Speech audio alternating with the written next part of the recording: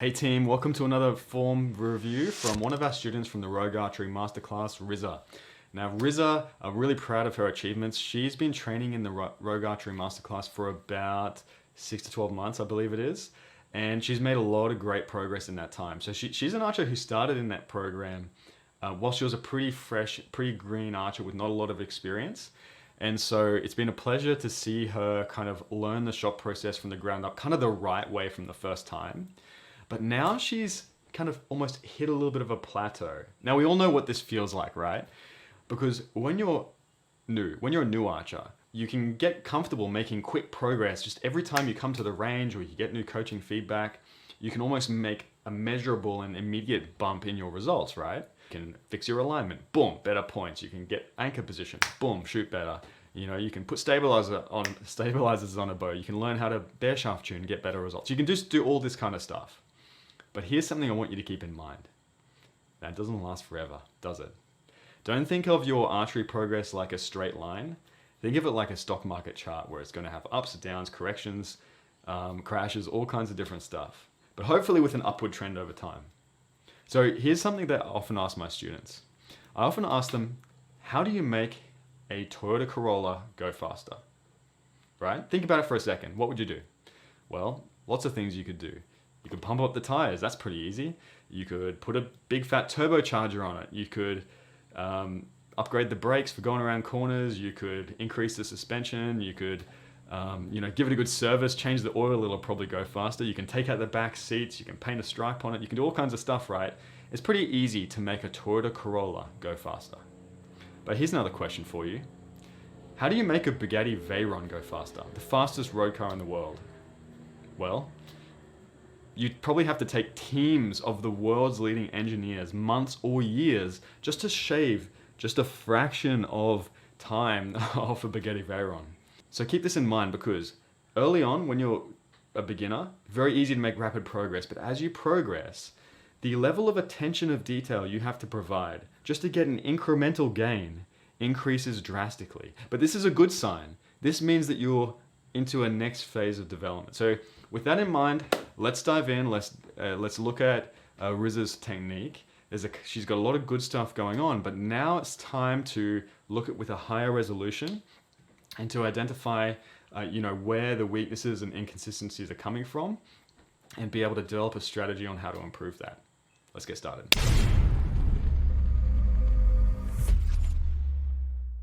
Hey Rizza, thank you for sending through another form update. Let's dive in. So first of all, let's just have a look. You've sent me a few things that you've been working on. You said you've changed your setup to loading process. You said you've also been struggling a little bit with posture, which is something I do think I can help you with here. But first of all, I just want to acknowledge how well you're doing. You've got a lot of good stuff going on if we look across your shot process. And I'm actually quite proud of how far you've come along since you first joined the Rogue Archery Masterclass.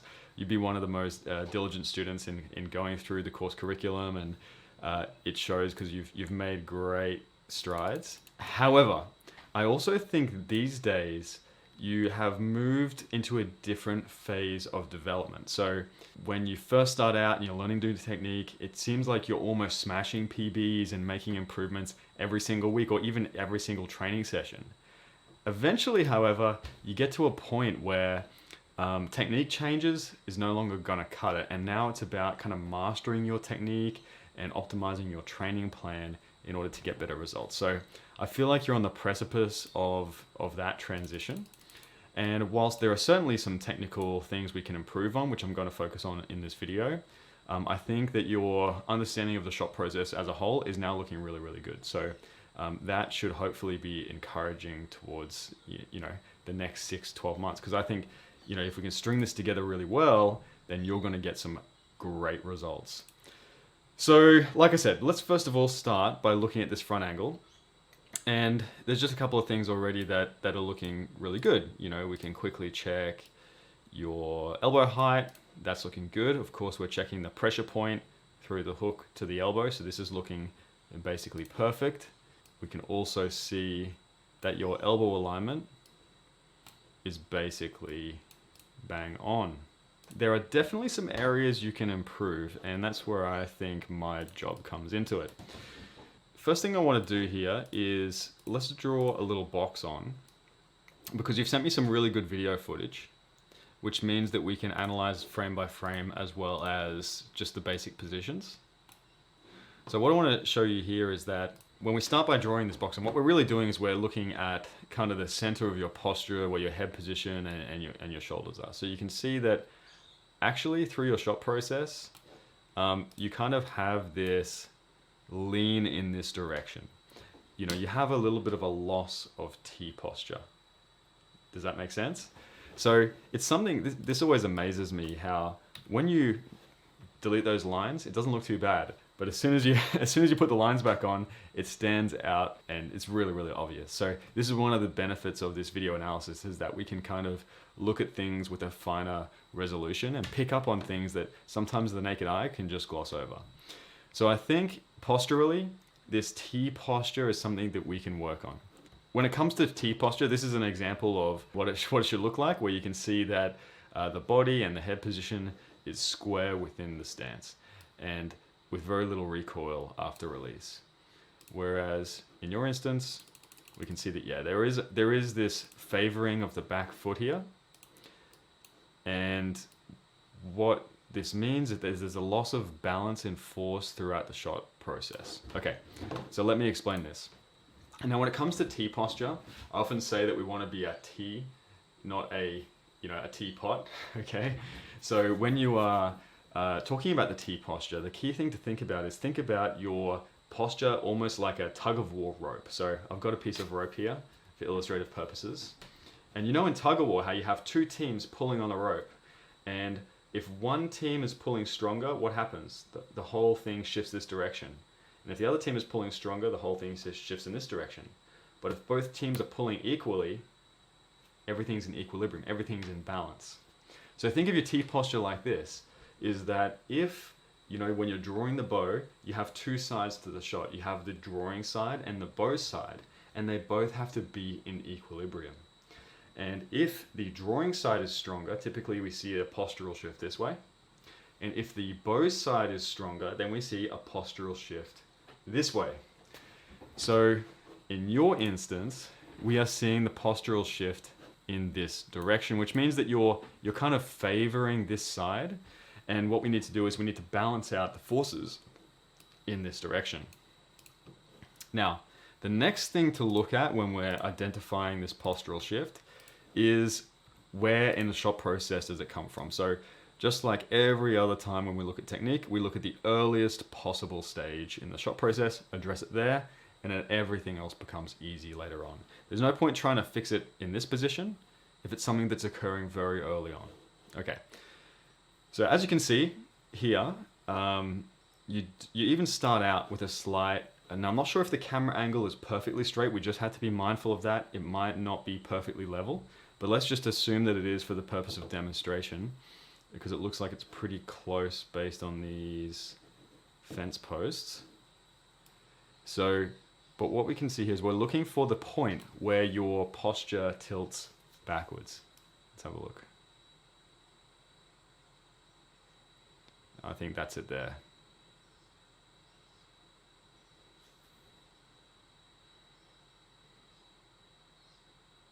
There. So kind of when you're coming into that pre-draw position.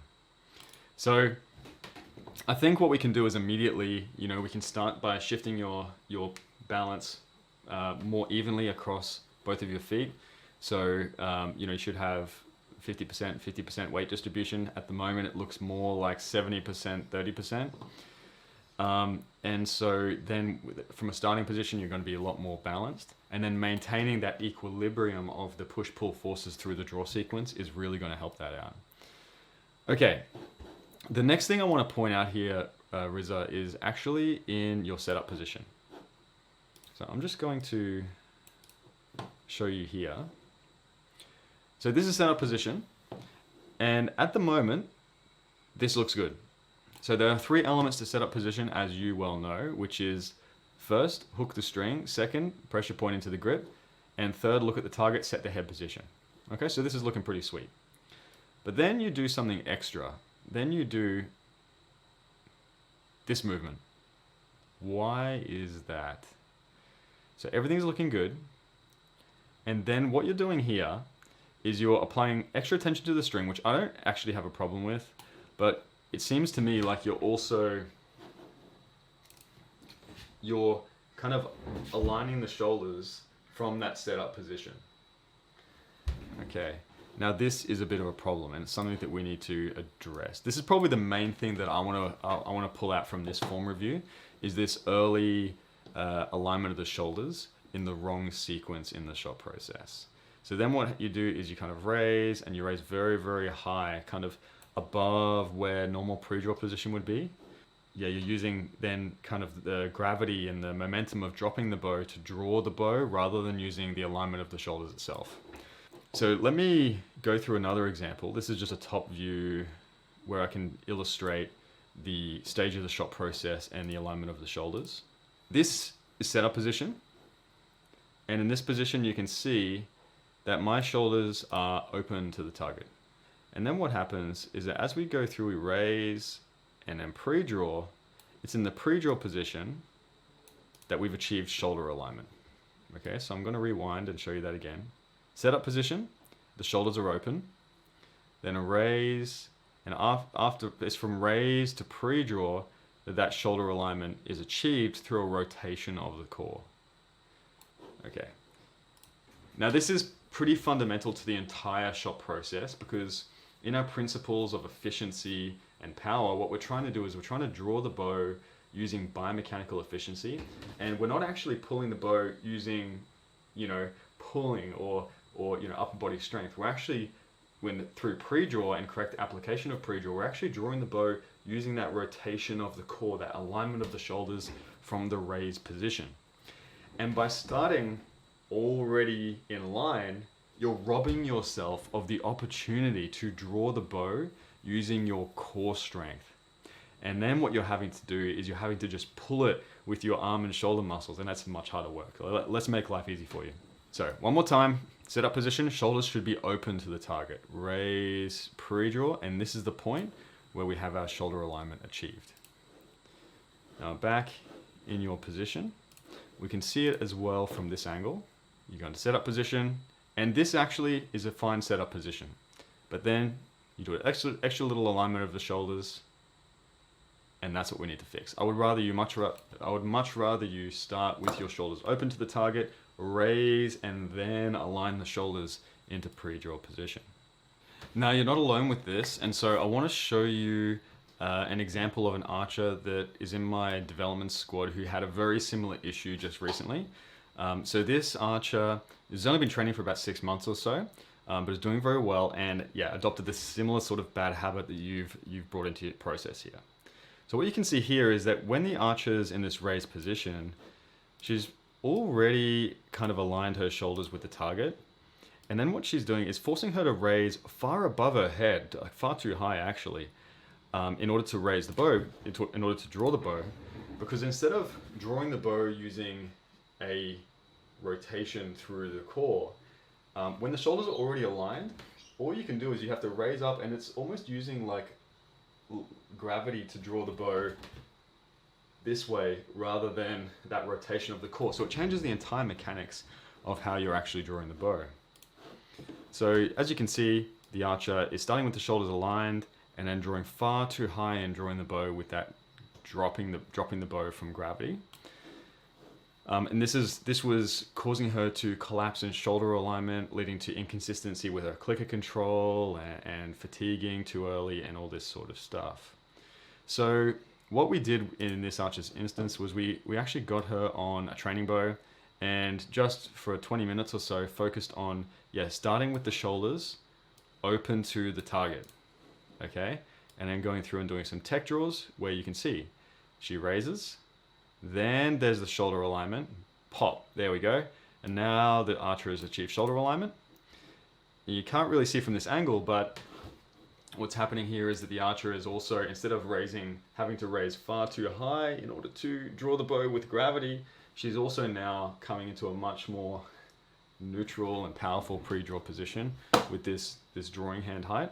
And as a result, it was much more powerful draw sequence and much more efficient and strong. So as a result, again, this is only after about 20 minutes. You can see that here, the archer starts with open shoulders, raise, pre-draw, shoulders are now aligned,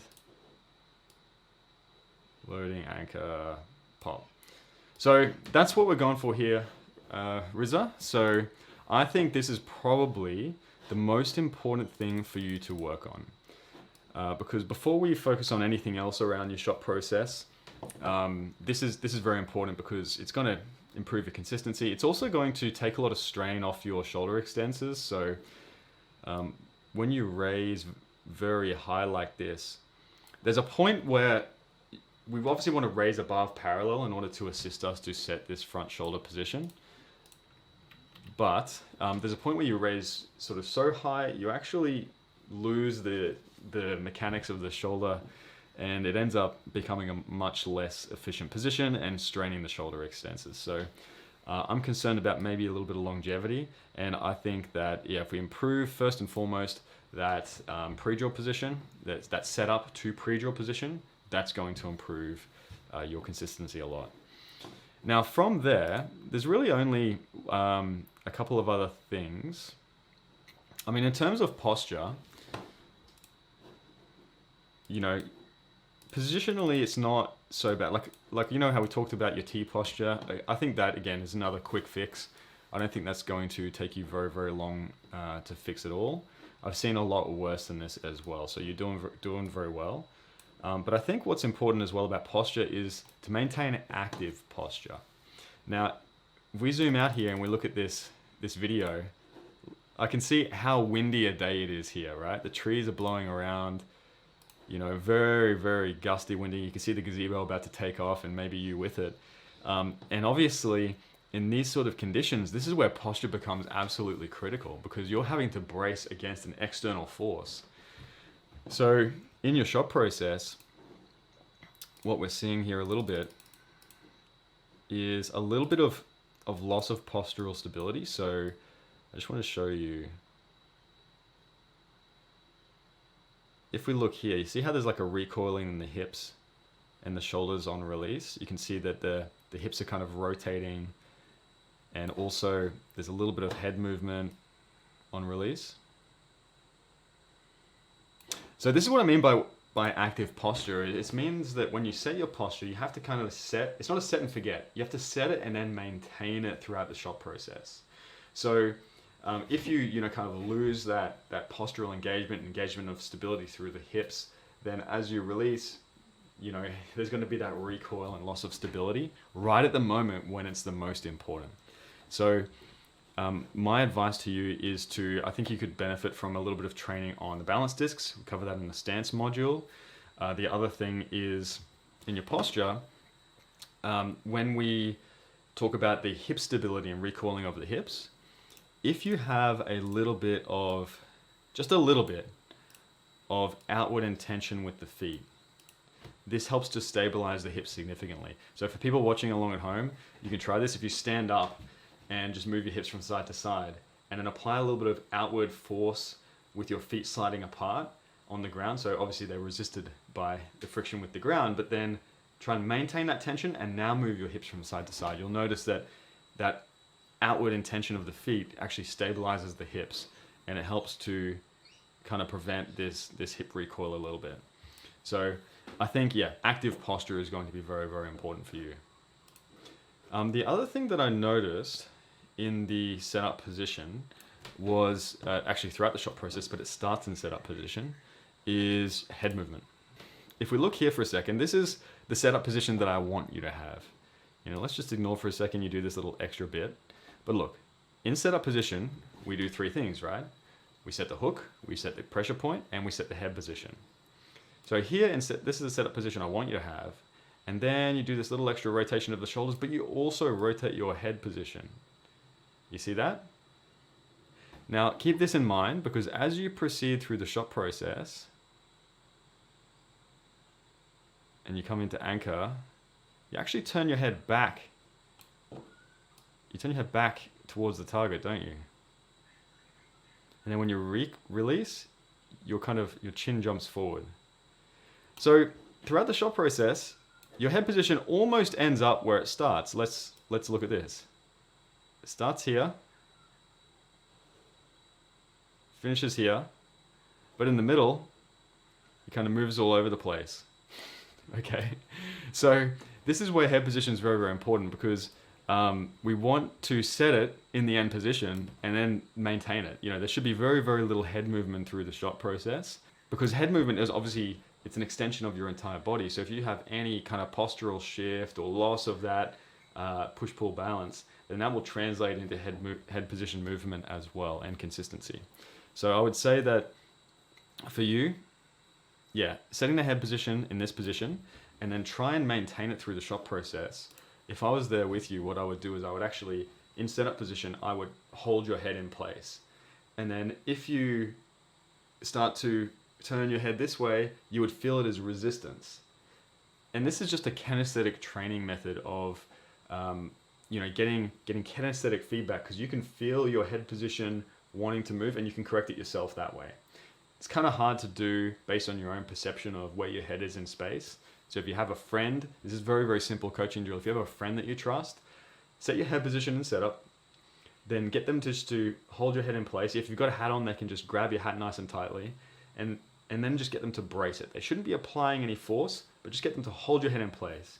And if you then feel yourself pulling against that, then use that as feedback in order to try and maintain a consistent head position through the shot process. Now, if you need to move your head in order to get anchor or whatever, then your starting position was wrong. So don't try and move the head to get into the correct end position. Start with the end in mind, and then you won't need to move your head and you won't have any recoil. And this is the secret for getting, being able to execute the shot with basically no head movement. So as you can see here, once the head position is set, there's basically no head movement throughout the entire draw sequence, and even recoiling after the release. So there's a few things for you, Rizza. So looking at my notes here, things are doing well. Process overall looks very good. Doing some really great stuff. Nice structure, alignment looks good, elbow height looks good, anchor looks good, bow hand looks good, all of that important stuff. Front bow shoulder also looks pretty good. The main improvements were maintaining force equilibrium, so your T posture you need to work on, and that setup to pre-draw position, because you've kind of lost the mechanics of drawing with the rotation of the core, and you're drawing in a very inefficient way. So let's work on that as a priority. And also, yeah, again in the setup position, making sure that you set the correct head position and then maintain it through the draw sequence without shifting away from that center line. Next steps, let's do this first and then get back to me. Let's send the next update, and I'm going to help you with the little bit of loss of tension you're having on release. They've got a couple of drills that we can work on with that, with clicker control drills, working on expansion through the clicker range, and also for shot execution training to maintain tension after release without that little loss of tension as you release the string. Okay, mate, really well done. Looking forward to our next update. Peace.